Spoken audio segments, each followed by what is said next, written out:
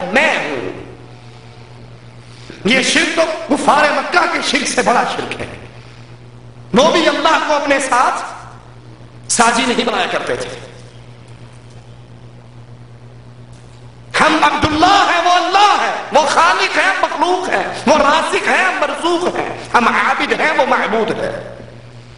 وہ کھلاتا ہے تو ہم کھاتے ہیں، وہ پلاتا ہے تو ہم پیتے ہیں، وہ پہناتا ہے تو ہم پہنتے ہیں، وہ سلاتا ہے تو سوتے ہیں، وہ جگاتا ہے تو جاگتے ہیں. فرق ہی کوئی نہیں اللہ بندے میں. یہ صوفیاء کا وحدت الوجود کا گمراہ ترین عقیدہ فضائل صدقات کے اندر موجود ہے. علم غیب جو خالص اللہ کی صفت ہے وہ فضائل اعمال کے اندر موجود ہے. مولوی زکریا صاحب کہتے ہیں ہمارے قریب کے ایک بزرگ عبدالعزیز دباغ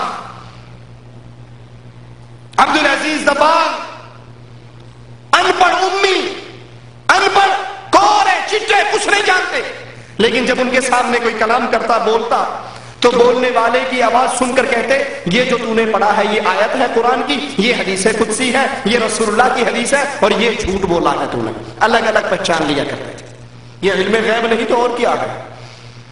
اگر اس طرح کسی کی باتیں سن کے پتہ لگ سکتا ہے کہ یہ قرآن، یہ حدیث، یہ جھوٹ، تو جب رسول اللہ کی بیوی عائشہ پر تہمت لگائی لوگوں نے تو رسول اللہ نے ان کی زبان سے نکلی بات کو کیوں نہیں کہا یہ جھوٹ ہے؟ منافقین نے کہا ہمیں قرآن دو، علماء دو. تبلیغ کے لیے نبی نے 70 قاری روانہ کیے، آپ نے ان کی زبان سے سن کر کیوں نہیں کہا تو جھوٹ بول رہا ہے؟ جو علم رسول اللہ کے لیے ثابت نہیں ہے، خاص اللہ کی صفت ہے، وہ اٹھا کر اپنے للو پھتو کے اندر بانٹ دیتے ہیں. ایک اور مقام پہ لکھتے ہیں ابو یعقوب سوسی کا واقعہ ہے. ان کے پاس ایک مرید آیا، کہا میں کل ظہر کے وقت مر جاؤں گا. قرآن کہتا ہے کسی کو نہیں پتا کون کہاں مرے گا، کب مرے گا. یہ علم کس کے پاس ہے؟ کہا کل ظہر کے وقت مر جاؤں گا. ظہر کے وقت آیا، مر گیا، نہلایا دہلایا، کفن دیا، جنازہ پڑھا، قبر میں رکھا، آنکھیں کھول دی. جب استنجا کروایا آنکھیں نہیں کھولی. بڑا بے شرم قسم کا آدمی تھا. اس ٹائم تو آنکھیں کھولتی، یہ کام خود ہی کر لیتا. کپڑے پھاڑ کے اتارے، آنکھیں نہیں کھولی. 4 بندوں نے الٹا پلٹا کر کے غسل دیا، آنکھیں نہیں کھولی. کہا کر لو جو کرنا ہے، میں تو پڑھوں. اس کو اٹھا کر کندھے پہ رکھ کر لے جایا گیا، آنکھیں نہیں کھولی. قبر میں اتارا گیا، آنکھیں نہیں کھولی. اندر اتر کے آنکھیں کھول لی. ہم نے کہا سردار آپ زندہ ہیں؟ کہا میں زندہ ہوں، اللہ کا ہر عاشق زندہ رہتا ہے. یہ تو ایک مکان سے دوسرے مکان میں انتقال ہے. ایک اور بزرگ آئے، وہ کہنے لگے میں بھی ظہر کے بغل مر جاؤں گا. وہ بھی مر کے نہلایا دہلایا، کفن دیا، قبر میں رکھا، ہنسنے لگے. پھٹے پہ رکھا نہلانے کے لیے، ہنسنے لگ گئے. کسی نے گدگدی کر دی ہوگی.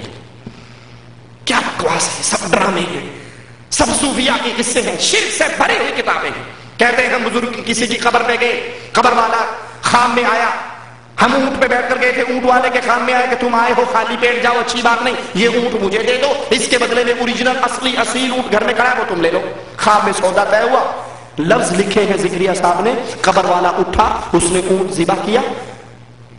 یہ جب اٹھے اونٹ ذبح ہو چکا تھا، کھایا پیا، گوشت بنایا، واپس جا رہے تھے. سامنے سے ایک آدمی آ رہا تھا، تم نے فلاں ابن فلاں کون ہے؟ اس نے کہا اونٹ والے نے میں ہوں، میرے باپ کو کچھ بیچا ہے. کہا خواب کے اندر اونٹ کا سودا ہوا تھا. کہا اس کے بدلے میں یہ اصلی اونٹ تو لے لے. اس کی شرح کرتے ہوئے مولوی زکریا صاحب لکھتے ہیں کہ یہ کمال درجے کی، انتہا درجے کی سخاوت ہے کہ مرنے کے بعد بھی قبر پہ آنے والوں کو خالی پیٹ نہیں بھیج رہے. یہ قبر پہ آیا تھا یا ہوٹل پہ گیا تھا؟ اگر یہ سارا دھندا ٹھیک ہے، قبر والا باہر آ سکتا ہے، اس کو پتا ہے چیڑا آیا ہے، چیڑی آئی ہے، مرید آیا ہے، مریدنی آئی ہے، تو فاطمہ 6 مہینے تک مسکرانا کیوں چھوڑ گئی تھی؟ یہ سب قصے شرک کی دعوت دیتے ہیں، ہر شرک کی طرف لے جاتے ہیں. ایسی کتاب کو پڑھنا جس کے اندر شرکیہ قصے ہو، یہ جرم عظیم ہے. اس کتاب کو پھینک دیجیے اپنے ہاتھ سے. ہاں اللہ کے قرآن کو ترجمے والے کو لیجیے، اس کا ترجمہ پڑھیے. شیطان کی سب سے بڑی کامیابی یہ ہے اس نے امت اسلام کے ہاتھ سے کتاب اللہ کو چھڑوا کر کسی کو فضائل اعمال پکڑا دی، کسی کو ملفوظات احمد رضا پکڑوا دی، کسی کو فضائل سنت دے دی، کسی کو بہشتی زیور دے دی. بیٹی کی شادی ہو رہی ہے، بہشتی زیور دے دو. یہ قرآن ترجمے والا نہیں دے سکتے. اور اس کے لیے کیا ڈرامہ ہو چاہیے؟ قرآن سمجھنے کے لیے 18 علوم چاہیے. یہ للو پھتو کی سمجھ میں نہیں آتا. 18 علوم ہوں گے تو قرآن سمجھو گے، تاکہ نہ ساری عمر قرآن سمجھو اور نہ مولویوں کا دھندا ختم ہو سکے. اب کس کے پاس 18 علوم سیکھ رہے ہیں؟ آپ سوچئے پریپ کلاس کا بچہ اسکول میں جائے، نرسری کا بچہ، اس کو استاد میٹرک کی انگلش کی بک تھما دے اور پھر امتحان میں اسے فیل بھی کر دے، تو ظالم کون ہے؟ بولو، ماسٹر ظالم ہے نا، کیونکہ اس نے اس کے ذہن سے اپ لیول کی چیز اس کو دی۔ اب پریپ اور نرسری کا بچہ میٹرک کی انگلش کیسے پڑھے گا؟ ظلم تو اس کا ہے۔ نعوذ باللہ ثم نعوذ باللہ۔ اگر ملاؤں کی یہ بات مان لی جائے یہ قرآن میری اور آپ کی سمجھ میں نہیں آ سکتا، وہ مر گئے جو سمجھا کرتے تھے اور اپنی کتابیں لکھ کر چلے گئے، تم صرف اس کو پڑھو۔ اس کا مطلب ہے جب اللہ اس قرآن میں سے امتحان لے کر جنت اور جہنم کا فیصلہ کرے گا تو نعوذ باللہ ہمیں کہنے کا حق ہوگا اللہ جو کتاب تو نے دی تھی وہ تو ہمارے پلے نہیں پڑتی تھی، ہم پریپ کلاس کے بچے، کتاب تو نے بڑی ہائی لیول کی دے دی۔ یہ جھوٹ، یہ قرآن اپنے پڑھنے والوں کو ہدایت کی راہ دکھاتی ہے۔ یہ قرآن مالک کہتا ہے وَلَقَدْ يَسَّرْنَا الْقُرْآنَ لِلذِّكْرِ فَهَلْ مِن مُدَّكِرٍ، کوئی ہے جو اس کو پڑھے؟ ہم نے آسان کر دیا۔ اللہ عمل کی توفیق عطا فرمائے۔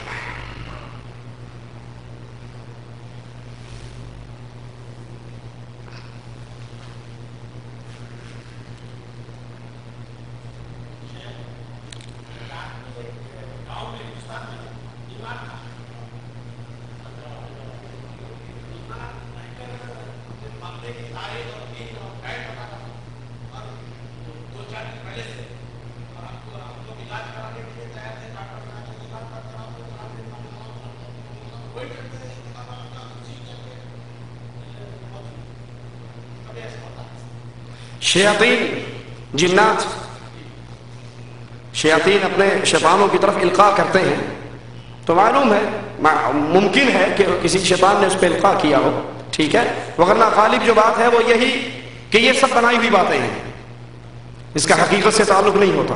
موت کا یقینی وقت کسی کو نہیں علم، یہ اللہ کو علم ہے۔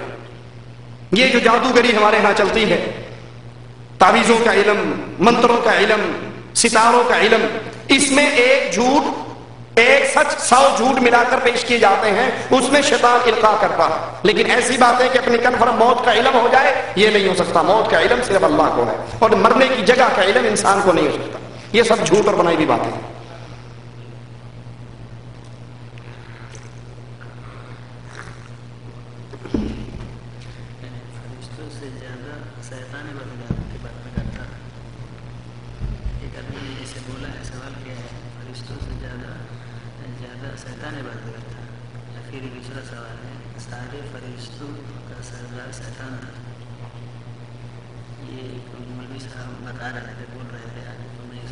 کون مول سے بول رہے تھے؟ کہاں؟ پاکستان میں تھے، تو بڑے بڑے قرآن نے کہا اس طرح کا بات بتایا، تو میں نے نوٹ کیا، اس لیے سوال کر اس کی دلیل ان سے پوچھیے۔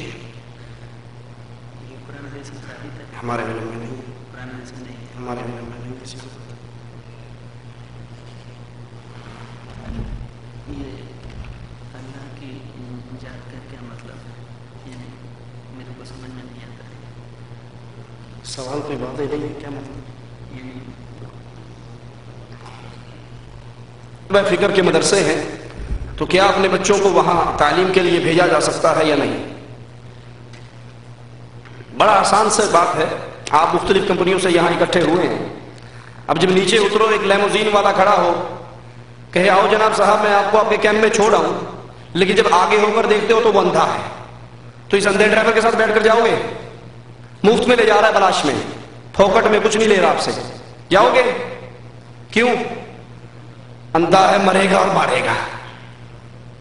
بھائی جو اللہ کے ساتھ غیر اللہ کا شریک ٹھہراتا ہے وہ تو ایمان کا اندھا ہے، آپ کے بچے کو بھی اندھا ہی بنائے گا۔ جب آپ کو ایک بات سمجھ آ گئی کہ یہ اللہ کی توحید ہے اور اس میں یہ عقیدے شرک ہیں، تو اہل شرک کے مدارس میں جب بچوں کو بھیجو گے تو بچہ کیا پڑھ کر آئے گا، کیا سمجھ کر آئے گا؟ تو اہل شرک سے بہت ضروری ہے، نہ ان کے پیچھے نماز ہوتی ہے، نہ ان کے دینی مدارس میں دین سیکھا جا سکتا ہے، کیونکہ وہ دین نہیں سکھائیں گے، وہ تو شرک کی دعوت دیں گے۔ وہ تو کہیں گے خواجہ صاحب نے ادھر سلام پھیرا تو سارے حافظ قرآن ہو گئے، ادھر سلام پھیرا سارے ناورہ پڑھنے والے ہو گئے، وہ تو یہی سیکھ کر آئے گا۔ اس لیے اپنے بچوں کو خود گھر میں رکھو، اگر کوئی دینی مدرسہ نہیں ہے تو ماں باپ کی ذمہ داری ہے وہ اپنے بچے کو قرآن کی تعلیم دے، وہ قرآن حفظ کرائے، جتنا علم انہیں ان تک پہنچا ہے اس علم کو آگے پہنچائے۔ واللہ جزاکم اللہ خیر۔ سبحانک اللہم و بحمدک، اشہد ان لا الہ الا انت، استغفرک۔ اللہ ہمارے شیخ کو جزائے خیر دے. انہوں نے اپنا وقت دیا، اپنی محنت دی، اور اتنی تاخیر کے باوجود اور دروس کے باوجود اور تھکنے کے باوجود یہاں آ کر 1 گھنٹے سے زیادہ آپ لوگوں کو دیا اپنی طرف سے. آپ لوگوں کا فرض بنتا ہے اور ہمارا بھی فرض بنتا ہے کہ ان کو اپنے دعائے خیر میں یاد رکھیں اور ہمارے غلطیوں کو صحیح کرے اللہ، اور ہمارے سارے اعمال کو اپنے لیے کرے سبحانہ و تعالی اور قبول فرما لے. جزاکم اللہ خیرا وصلی اللہ وسلم علی نبینا محمد وعلی آلہ وسلم.